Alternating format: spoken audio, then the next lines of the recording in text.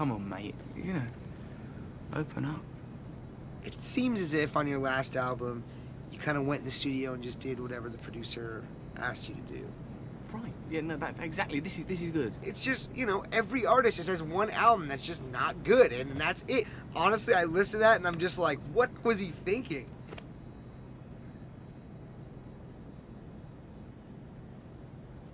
In future, if someone asks you to give them a critique of their work, don't rip out their gizzards and hold it in front of their face. What are you? What do you know? I'm sorry, look, I don't know what I'm talking about. What you did was very spiteful, but it was also very brave and very honest, and I respect you for doing that, but the content of what you said has made me hate you.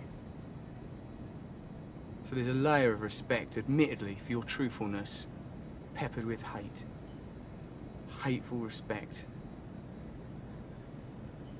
Sorry. All right, I'm here with Russell Brand, rock star. I'll just know. Well, I want to talk about your movie, Get Onto the Greek. I mean, this is your second time working with Judd and Chris.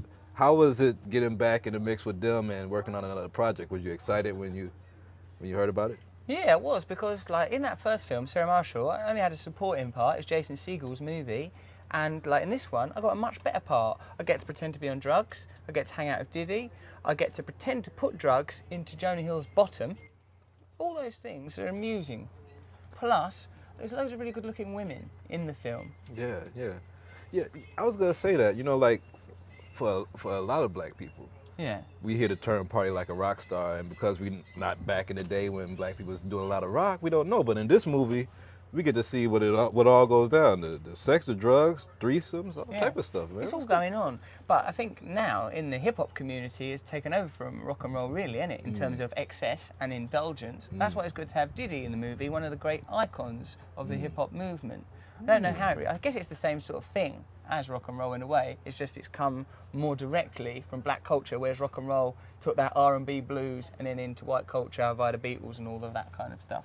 I gotta ask you now. You really seem to be a natural on stage. Like I heard you didn't have a choreographer. I know that you do stand-up comedy, but are you a rocker? Is this like coming out of you? Is this something that?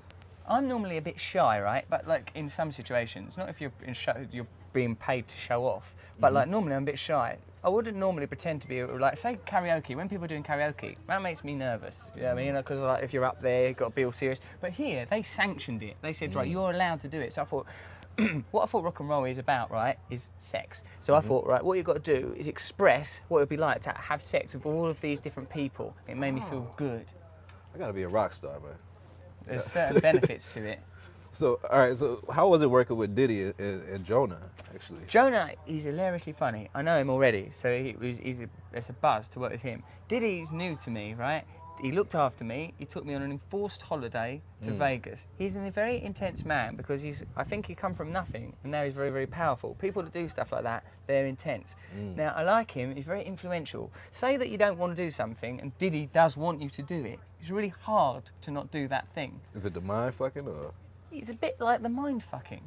Like he's very influential. Like say Diddy went, could you pick me up from the airport? I've got back from holiday, or I'm going away. Would you feed my fish? And really didn't want to feed his fish. Oh, how much fish food you put in?